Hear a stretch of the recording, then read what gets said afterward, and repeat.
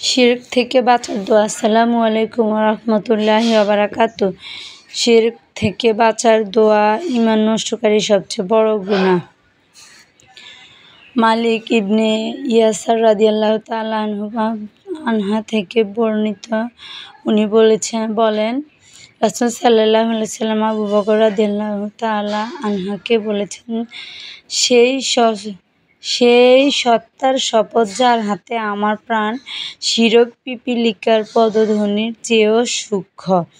আমি কি তোমাকে এমন কিছু শিখিয়ে দেব না, তুমি যা বললে শিরকের অল্প বেশি সবই দূর হবে। আল্লাহুম্মা ইন্নী আউযু বিকা আন উশরিকা বিকা ওয়া আনা আ'লামু ওয়া আস্তাগফিরুকা লিমা লা আ'লামু।